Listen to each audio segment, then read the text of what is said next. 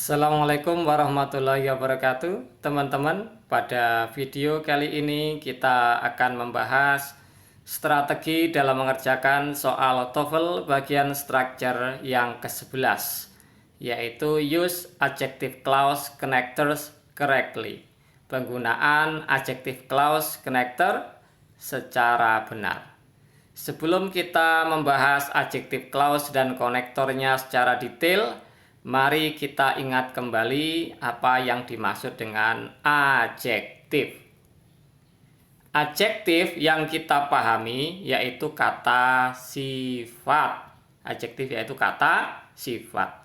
Fungsi dari adjektif yaitu untuk mensifati kata benda.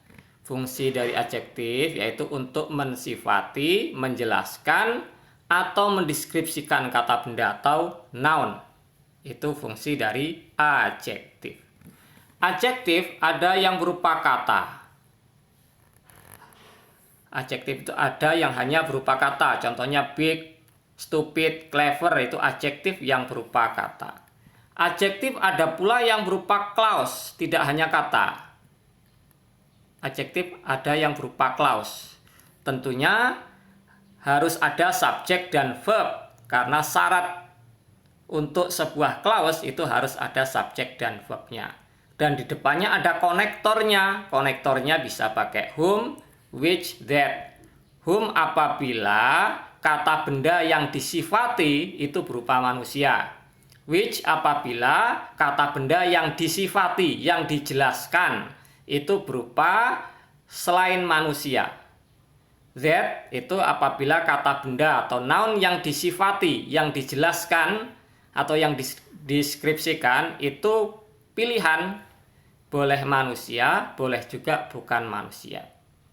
Selanjutnya, dalam mensifati kata benda, ini ada perbedaan antara adjektif yang berupa kata dan adjektif yang berupa clause itu berbeda susunannya. Adapun adjektif yang berupa kata dalam menjelaskan kata benda itu yang disebutkan adjektifnya dulu baru kata bendanya atau nounnya. Contoh a smart boy. Smart itu adjektif, boy itu noun, ya. Jadi yang disebutkan itu smart dulu, ya, adjektifnya dulu. Adapun adjektif yang berupa clause atau adjektif clause dalam menjelaskan atau mensifati kata benda itu yang disebutkan itu nounnya dulu atau kata bendanya. Contohnya a car which you bought. A car itu noun, which you bought itu clause. Ya, clause yang menjelaskan car. Ya, car itu bukan manusia, jadi konektornya menggunakan which. Contoh lagi a woman whom you married. Whom you married itu clause. Ya. A woman itu noun, ya. Jadi a woman itu dijelaskan atau dideskripsikan oleh clause whom you married. Nah, ya, whom you married itu kan clause, ya. You married itu clause, whom itu konektor, ya. Jadi whom you married itu menjelaskan atau mensifati dari noun. Nounnya itu woman. Karena woman itu manusia, maka konektornya pakai whom. Selanjutnya, di sini ada dua contoh penggunaan adjective clause dalam kalimat. Mari kita cermati kedua contoh tersebut. Yang pertama, the woman is filling the glass that she put on the table. The woman itu subjek, is filling itu verb, glass itu objek, dan setiap objek tentunya itu selalu noun. Nah, setiap objek itu selalu noun. That she put on the table ini merupakan clause, ya, clause. Dan clause-nya ini menjelaskan noun ini objek, ya, menjelaskan glass. Ya, inilah yang disebut adjective clause, ya. She put on the table itu clause dibatasi dengan konektor that, ya.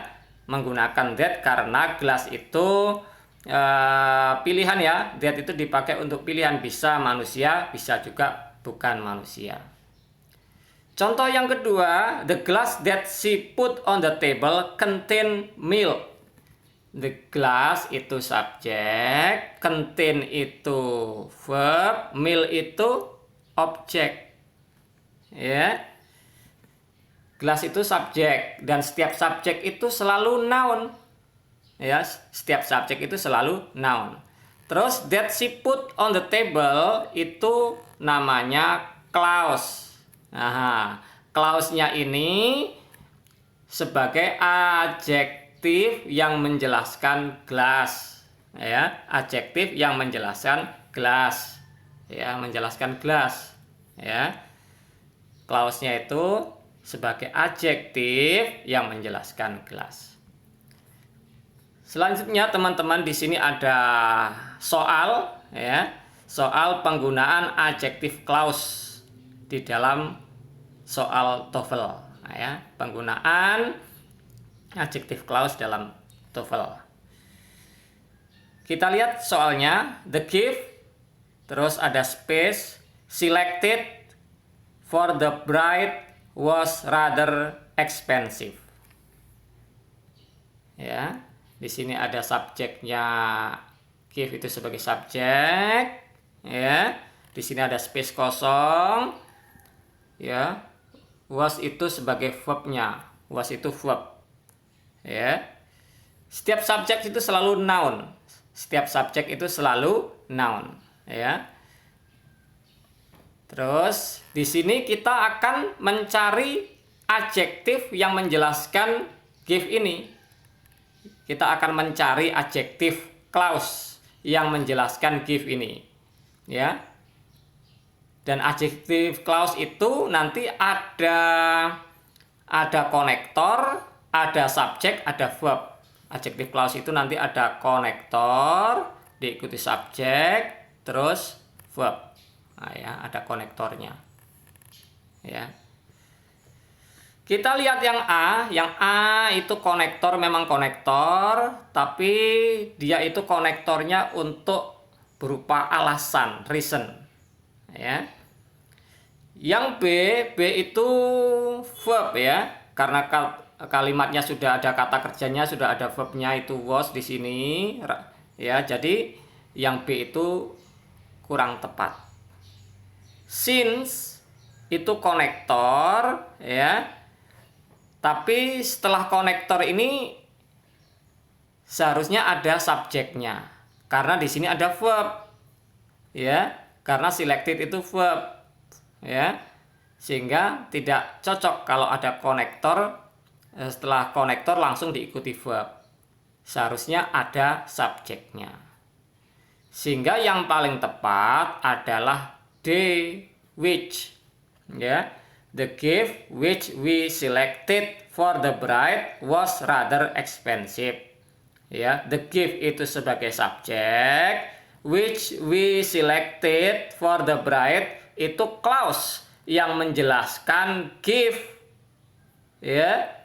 Which we selected for the bride itu clause yang menjelaskan gift.